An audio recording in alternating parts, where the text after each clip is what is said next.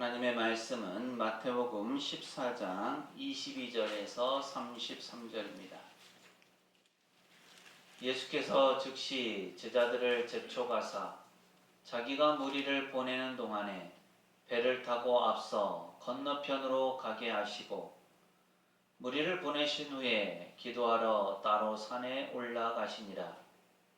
저물매 거기 혼자 계시더니 배가 이미 육지에서 수울이나 떠나서 바람이 거스름으로 물결로 말미암아 고난을 당하더라. 밤 사경에 예수께서 바다 위로 걸어서 제자들에게 오시니 제자들이 그가 바다 위로 걸어오심을 보고 놀라 유령이라 하며 무서워하여 소리 지르거늘 예수께서 즉시 이르시되 안심하라 나니 두려워하지 말라.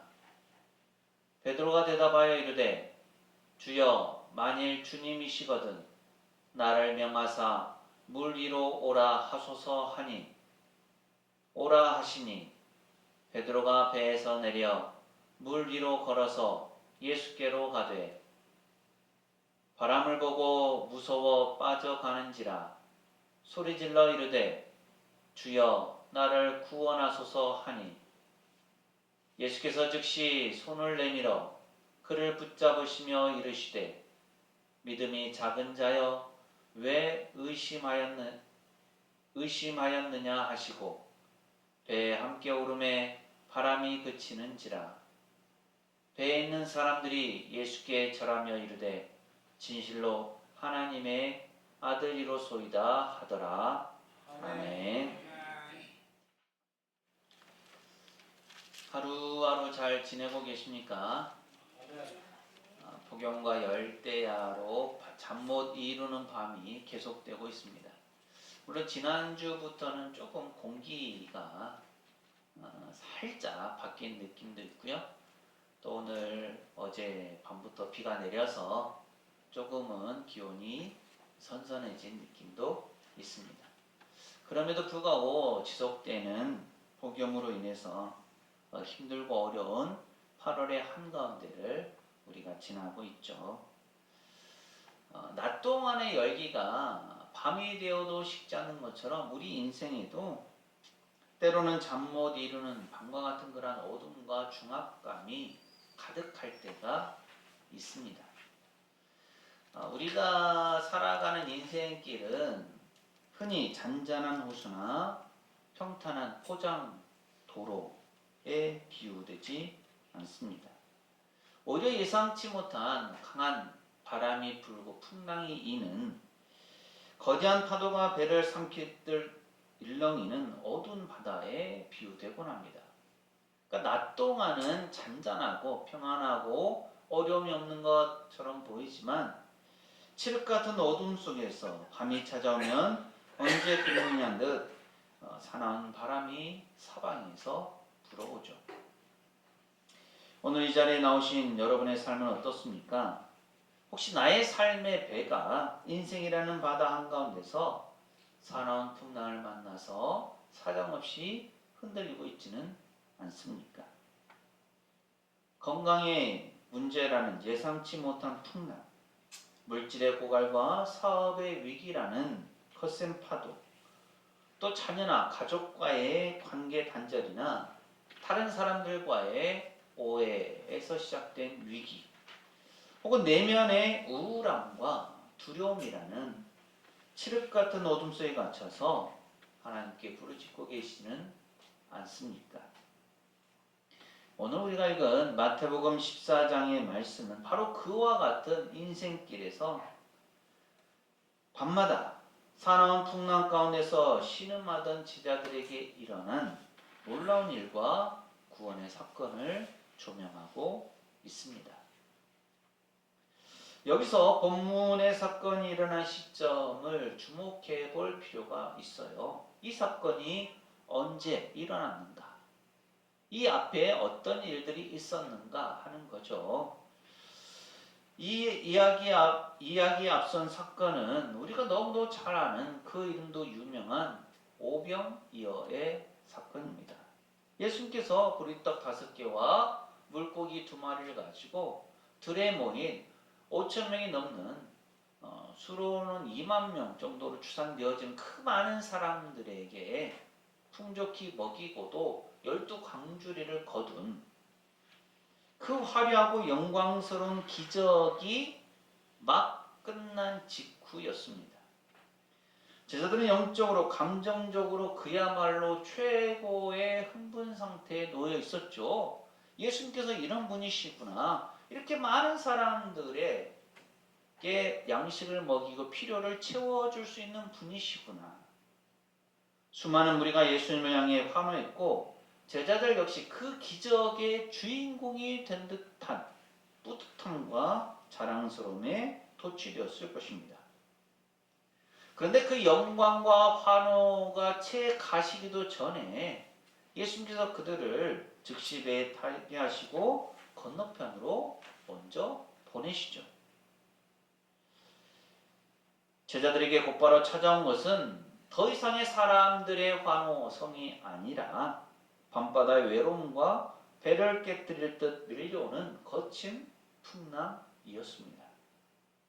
왜 예수님은 오병이어의 기적의 기쁨을 뒤로한 채 제자들을 바다 한가운데로 밀어 넣으셨을까요? 그리고 제자들이 고통당하는 그 순간 예수님은 무엇을 하고 계셨고 또 제자들에게 어떻게 찾아오셨을까요? 오늘 말씀을 통해서 우리 인생의 파도 속에 담긴 하나님의 거룩한 뜻을 깨닫고 풍랑 속을 걸어오시는 주님의 손을 잡아서 영적 회복과 평안을 누릴 수 있게 되기를 바랍니다. 우리 앞뒤 좌우에 계신 분들과 이렇게 인사하실까요? 하나님께서 우리를 살펴보십니다. 하나님께서 우리를 살펴보십니다. 한 번 더 하실까요? 주님의 손을 붙들고 살아갑시다. 주님의 손을 붙들고 살아갑시다. 우리 마태복음 14장 22절 말씀을 함께 읽습니다. 시작. 예수께서 즉시 제자들을 제쳐가사 자기가 무리를 보내는 동안에 배를 타고 앞서 건너편으로 가게 하시고 아멘. 예수님은 오병이어의 기적이 있은 후에 무리들이 예수님을 왕으로 삼으려는 분위기에 휩싸이자 제자들을 즉시 재촉하여서 배를 태워서 건너편으로 가게 하십니다. 세속적인 명예와 야망의 욕구가 제자들을 침범하지 않도록 예수께서 미리 차단하신 것이죠. 여기서 중요한 점은 제자들이 배에 탄 것이 자기들의 고집이나 혈기로 인한 것이 아니라는 점입니다. 제자들은 주님의 강력한 재촉에 응답하여 예수님의 말씀과 명령에 순종하여 배를 탔습니다.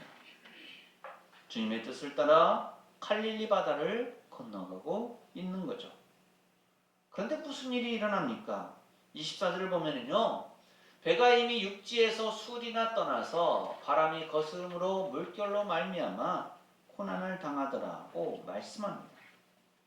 제자들이 예수님의 말씀에 순종해서 배를 타고 나아가고 있는데 그들을 기다리는 것은 탄탄대로나 평탄한 항해가 아니었습니다. 바람이 거스름으로 물결로 말미암아 고난을 당하는 절망적인 상황이었습니다. 제자들 가운데는 어부들도 많았죠. 하지만 그럼에도 불구하고 그 어부들조차 대처하기 어려운 상황 속에 놓이게 된 겁니다. 우리는 흔히 이렇게 생각하기 쉽죠. 내가 하나님의 뜻에 순종해서 예배 잘 드리고 봉사 잘하고 주님이 원하시는 일을 하면 내 인생에 더 이상의 풍랑, 어려움, 거친 일들은 닥치지 않을 거야. 내 삶은 이제 평탄하게 될 거야. 라고 생각하기 쉽습니다. 정말 그럴까요? 예수님의 말씀에 순종하고 잘 따르면 평탄하고 아무런 어려움 없이 문제없는 삶을 살아가게 됩니까? 그렇지 않죠. 성경은 분명하게 약속합니다. 우리가 요나처럼 물론 불순종해서 풍랑을 만날 수도 있지만 오늘 말씀의 제자들처럼 주님의 말씀에 철저히 순종하며 나아가는 길 한가운데서 그 가운데서도 거친 풍랑과 파도를 바람을 만날 수 있다라는 것입니다. 제자들이 이렇게 바다 한가운데서 바람과 사투를 벌이고 있을 때 예수님은 어디에 계셨습니까? 23절은 이렇게 말씀하죠. 무리를 보내신 후에 기도하러 따로 산에 올라가시니라. 저물매 거기 혼자 계시더니 예수님은 홀로 산에 올라가셔서 기도하셨습니다. 무리들의 화려한 환호에 취하지 않고 오직 하나님 아버지의 뜻을 구하며 하나님 아버지와 더욱더 친밀한 관계를 맺어가면서 기도하신 거예요. 그리고 오늘 이 말씀과 같은 내용을 담고 있는 마가복음 6장을 통해서 우리는 놀라운 사실을 하나 더 발견하게 됩니다. 바람이 거스름으로 제자들이 힘겹게 놓젓는 것을 보시고, 비록 예수님은 산 위에 멀리 떨어져 계셨고 현장에는 제자들만 있는 것 같았지만, 그래서 제자들은 고통 가운데서 풍랑으로 파도로 인해서 힘들게 사투를 벌이고 있는 것처럼 보였지만 예수님의 눈은 단 한순간도 제자들을 떠난 적이 없으셨습니다. 예수님은 제자들이 어두운 밤바다에서 거친 바람 때문에 아우성치며 힘겹게 노를 젓고 있는 것을 다 보고 계셨습니다. 산 위에서 제자들을 내려다보시면서 그들의 힘겨운 노젓기를 위해서 중보기도하고 계셨던 것이죠. 오늘 우리의 삶 어떻습니까? 심한 풍랑으로 인해 노를 젓느라 팔이 빠질 것 같고 내 힘으로는 한 걸음도 나아갈 수 없는 고통의 밤을 지나고 계십니까? 혹시 주님께서 나를 잊어버린 것은 아닐까 생각되어 절망하고 계십니까? 제자들처럼 우리가 힘겹게 노져가는 그 모습을 예수님은 하늘 보좌에서 다 보고 계십니다. 예수님은 우리가 흘리는 눈물을 아시고 우리의 한숨 소리를 들으시며 지금도 우리를 위해서 하나님 오른편에 우편에서 단 한순간도 쉬지 않고 중보 기도하고 계시는 분이십니다. 제자들은 바람과 싸우며 밤새도록 노를 저었습니다. 그러나 배는 육지에서 술이 약 수 킬로미터 떨어진 바다 한가운데서 바람을 해서 전혀 움직이지 못하고 있었습니다. 제자들의 고통과 절망이 크게 달한 그때에 예수님께서 찾아오시죠. 25절 말씀 함께 읽습니다. 시작. 밤 사경에 예수께서 바다 위로 걸어서 제자들에게 오시니. 아멘. 여기서 밤 사경은 당시 시간법으로 새벽 3시부터 6시 사이를 가리킵니다. 하루 중에 가장 어둡고 가장 피곤하며 모든 체력과 희망이 소진되는 절망의 시간이죠. 제자들이 저녁 무렵에 배를 탔으니까요. 무려 9시간 이상을 어둠과 사투를 벌이면서 지칠 대로 지쳐있는 상태였습니다. 이런 생각이 들죠. 왜 예수님은 제자들이 어려울 때 일찍 오지 않으시고 하필 가장 어둡고 소망이 끊어진 이 밤 사경에 찾아오셨을까요? 그것은 인간의 모든 방법과 수단이 무너지고 자신의 힘으로는 아무것도 할 수 없음을 온전히 자복하는 그 순간이 바로 하나님의 은혜와 능력이 온전히 드러나는 시간이기 때문입니다. 더욱 놀라운 것은 예수님께서 제자들에게 오신 방식이죠. 예수님은 다른 배를 타고 오신 것이 아닙니다. 헤엄쳐서 건너오신 것도 아니시죠. 제자들을 괴롭히던 바다 위를, 풍랑 속을 걸어서 오셨습니다. 제자들을 공포에 떨게 만들었던 그 거친 파도와 산원 물결이 만유의 주제이신 예수 그리스도의 발 아래 납작 엎드려서 그분의 발받침이 되는 것입니다. 제자들에게 풍랑은 자신들을 삼키려는 위협이었지만 예수님께 그 풍랑은 제자들에게 가기 위한 길에 불과했습니다. 우리를 넘어뜨리려 하는 인생의 수많은 문제와 풍랑도 만왕의 왕이신 예수 그리스도의 발 아래 있음을 기억하십시오. 주님은 우리가 당하는 그 고통의 바다를 밟고 풍랑 속을 뚫고 우리에게 찾아오시는 전능하신 하나님이십니다.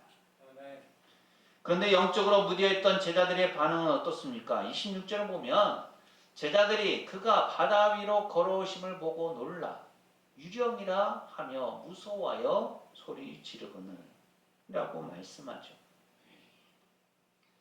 물론 이해가 되는 상황입니다. 밤사경, 새벽 가장 어두운 시간, 빛은 거의 없고 파도가 치고 풍랑이 일고 번개가 칠 때나 잠깐씩 보이는 그 상황 속에서 알 수 없는 형체가 자신들에게 다가올 때 제자들은 당연히 그 형체를 예수님으로 알아볼 수가 없었습니다. 잘 보였다면 또 무리를 걷는 것 자체가 생각되지 않는 것이었기 때문에 전혀 예상할 수가 없었던 거죠. 그래서 어둠과 두려움이라는 안경을 쓰고 있었기에 제자들은 자신들을 구원하기 위해서 오신 예수님을 알아보지 못하고 유령이라고 비명을 질렀습니다. 우리도 마찬가지 아닙니까? 인생의 고난이 찾아오면 그 고난을 통해서 우리를 정금같이 단련시키고 더 깊은 은혜로 이끄시려는 그 하나님의 은혜, 손길을 깨닫지 못하고 이제 나는 망했다, 벼랑 끝이다 라고 하며 두려움에 사로잡혀 비명을 치를 때가 얼마나 많습니까? 그렇게 공포와 비명으로 가득한 밤바다 위에 예수님의 음성이 맑게 울려 퍼집니다. 27절 말씀 함께 읽습니다. 시작. 예수께서 즉시 이르시되 안심하라, 나니 두려워하지 말라. 아멘. 안심하라, 나니 두려워하지 말라. 제자들에게 나라고 말씀하신 이 예수님의 말씀은 하나님께서 모세에게 하나님의 이름을 가르쳐 주실 때 사용하셨던 표현과 같습니다. 나는 스스로 있는 자이다. 즉 예수님은 단순히 제자들에게 나야, 너희 선생 예수야 라고 말씀하시는 것이 아닙니다. 내가 바로 우주 만물을 창조하고 바다와 바람을 통제하고 너희의 생사화복을 주관하는 하나님이다. 그러므로 어떤 풍랑 앞에서도 두려워하지 말고 안심하라고 말씀하시는 거죠. 예수님의 이 말씀이 선포되는 순간 제자들의 마음을 사로잡고 있던 모든 공포와 두려움이 녹아내렸습니다. 오늘 우리도 세상의 소리, 바람 소리에 귀를 기울이지 말고 파도를 뚫고 풍랑 속을 거니시고 우리에게 다가와 우리 영혼에 속삭이시는 주님의 음성을 들어야 하겠습니다. 그랬을 때 안심하라, 내가 너와 함께 하느니라. 나니 두려워하지 말라라는 그 음성으로 인해 참된 평안이 우리에게 주어지는 줄 믿습니다. 그리고 이야기는 여기서 끝나지 않죠. 예수님의 음성을 들은 베드로가 예수님께 요청을 합니다. 28절을 보면요, 베드로가 대답하여 이르되 주여, 만일 주님이시거든 나를 명하사 물 위로 오라 하소서 하니 라고 말씀합니다. 이 얼마나 대담하고 놀라운 고백입니까? 다른 제자들은 여전히 두려움에 떨고 있어요. 그런데 베드로는 그때 예수님의 권능을 의지하며 자신도 물 위로 걸어가기를 구했습니다. 예수님은 이런 베드로의 요청을 물리치지 않으시고 한 단어로 말씀하시죠. 오라. 그러자 베드로가 어떻게 합니까? 29절 하반절을 보면 베드로가 배에서 내려서 물 위로 걸어서 예수님께로 갑니다. 이것은 인류 역사상 유일하게 사람이 발로 바다 위를 걸었던 놀라운 사건입니다. 베드로가 예수님의 말씀만 의지하여 풍랑 속에 발을 내디뎠을 때 놀랍게도 사나운 바다 표면이 굳건한 반석이 되어서 그의 발을 받쳐 주었습니다. 베드로는 시선을 예수님께 고정하고 한 발 한 발 예수님을 향해 나아갈 수 있었습니다. 하지만 이 기적은 오래지 않아 위기를 맞습니다. 30절 상반절을 보면 바람을 보고 무서워 빠져가는지라고 말씀하죠. 무슨 일이 일어났습니까? 바다 위를 잘 걷던 베드로가 갑자기 물에 빠져든 겁니다. 왜 그렇게 되었을까요? 베드로의 시선이 옮겨갔기 때문입니다. 조금 전까지는 오직 자신을 부르신 그 예수님의 얼굴, 그분의 눈동자만 바라보면서 베드로가 걸어갔습니다. 그런데 어느 순간 귓가를 찢는 사나운 바람 소리가 들렸고 자신의 발밑에서 출렁이는 거대한 파도가 눈에 들어왔습니다. 주님에게서 눈을 떼어서 바람을 보는 순간 베드로의 마음에 엄습한 것은 예수님께 대한 믿음이 아니라 바다에 대한, 풍랑에 대한 두려움이었습니다. 그리고 두려움이 찾아온 바로 그 순간 베드로의 몸은 깊은 바다 속으로 사정없이 빠져 들어가기 시작했습니다. 여기 신앙에 중요한 진리가 있습니다. 우리의 신앙생활도 마찬가지예요. 시선의 싸움이다 라는 겁니다. 우리가 주님만을 바라볼 때 우리는 세상의 그 어떤 시험과 파도도 짓밟고 일어서는 기적의 주인공이 됩니다. 하지만 우리가 주님을 놓치고 내 앞에 문제와 환경, 바람을 바라보는 순간 우리는 깊은 절망의 수렁 속으로 빠져들 수밖에 없습니다. 물속으로 빠져 들어가고 죽음의 공포가 엄습하자 베드로는 소리를 지르죠. 주여, 나를 구원하소서. 이것이 바로 신앙인이 올려야 할 가장 단순하면서도 가장 강력한 기도입니다. 주님, 나를 구원해 주십시오. 다른 어떤 긴 말이 필요 없습니다. 자신의 힘으로 빠져나올 수 없는 그 절망의 수렁에서 주님을 향해 비명 지르듯 울리는 구원의 부르짖음입니다. 예수님은 여기에 어떻게 반응하십니까? 31절 함께 읽습니다. 시작. 예수께서 즉시 손을 내밀어 그를 붙잡으시며 이르시되 믿음이 작은 자여 왜 의심하였느냐 하시고 아멘. 예수는 즉시 손을 내밀어서 베드로를 붙잡으셨습니다. 예수님은 베드로가 물에 빠져 허우적거릴 때 정신을 차릴 때까지 마냥 두고 보지 않으셨습니다.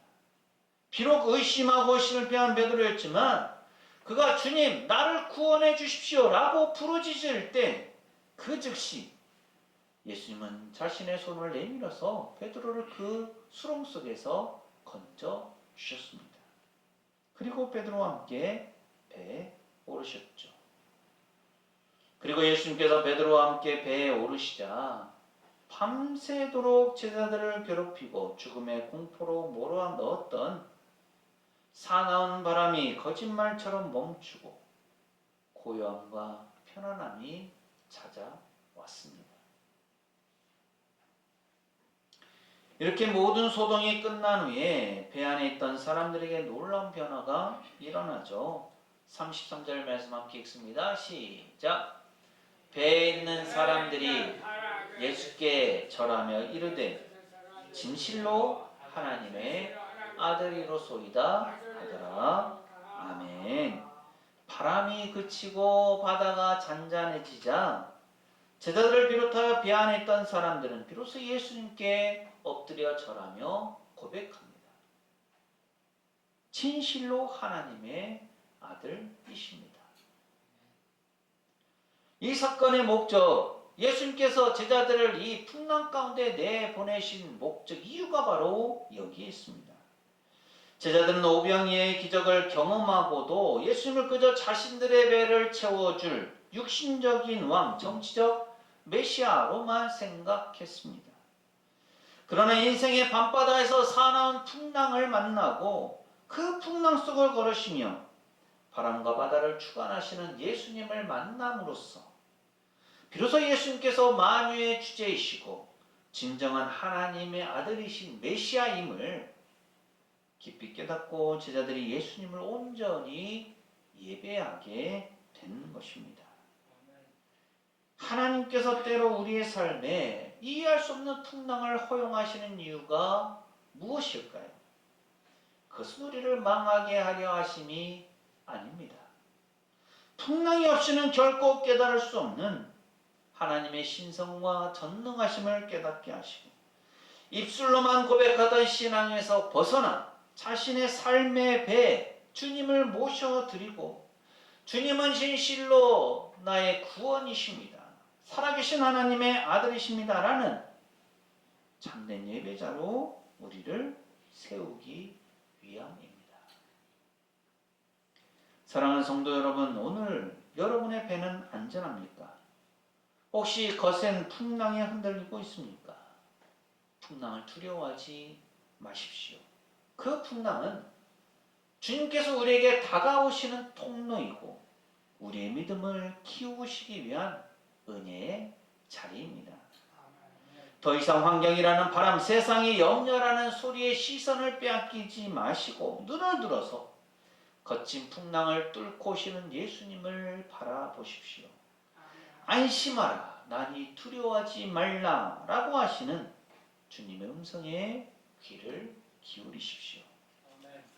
지금 인생의 깊은 바닷속으로 빠져 들어가고 있는 분이 계십니까? 낙심하지 말고 손을 뻗어서 주님을 부르짖으십시오. 주님, 나를 구원해 주십시오. 그 순간 주님의 따뜻하고도 강력한 손이 우리의 손을 붙잡아 일으키실 것입니다. 그래서 우리 모두가 인생이라는 배에 예수님을 선장으로 모셔드리시기 바랍니다. 예수님께서 우리의 배에 오르실 때 우리를 괴롭히던 모든 풍랑은 멈추고 하늘의 거룩한 평강과 회복이 우리 안에, 우리의 삶에, 우리의 가정, 우리의 삶의 현장에 가득하게 될 줄 믿습니다. 이 은혜를 누리면서 이번 한 주간도 승리하는 삶을 살아가는 우리 모두가 되시기를 간절히 소망합니다. 기도합니다.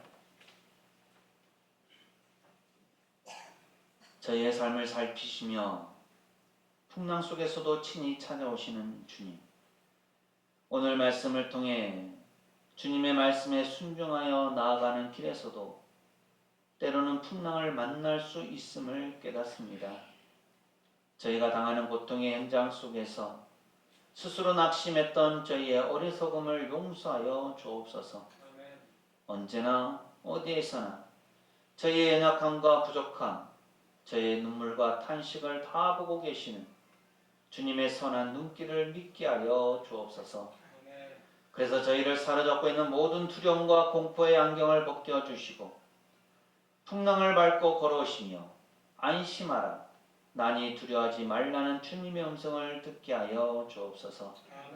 세상의 소리와 환경이라는 바람을 바라보다 물속으로 빠져들었던 베드로처럼 살지 않게 하시고 오직 저희의 시선을 만유의 주제이신 예수 그리스도께 온전히 고정하게 하여 주옵소서.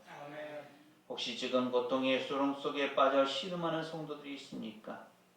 이 시간 주님 저를 구원하여 주옵소서라고 부르짖을 때 주님께서 즉시 손 내미심으로 그 손을 붙들고 일어나게 하옵소서. 저희 인생의 배 예수님을 주인으로 모셔드립니다. 사나운 바람과 파도를 잔잔하게 하시는 주님의 권능으로 저희의 삶과 가정, 일터가 회복되게 하시고 예수님은 진실로 하나님의 아들이십니다라는 참된 찬양과 예배가 저희 삶의 영원토록 이어지게 하옵소서. 풍랑 속을 뚫고 오셔서 저희의 선장이 되어주시는 예수님 이름으로 기도합니다. 아멘. 예수님은 우리를 어느 때든지 어떤 상황에 놓여 있든지 살펴보고 계십니다. 우리가 예수님께로 시선을 고정하고 주님의 도우심을 구할 때 구원의 은혜가 부어집니다. 사랑하는 새성교회 교우 여러분, 이 말씀을 가슴에 새기고 세상으로 나가십시오. 하나님께서 우리와 함께 하십니다.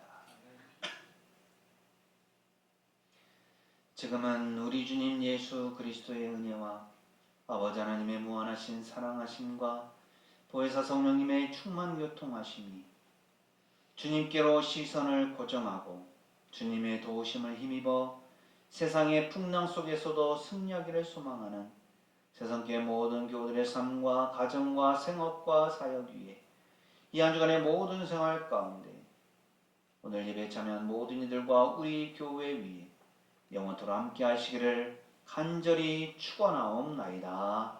아멘.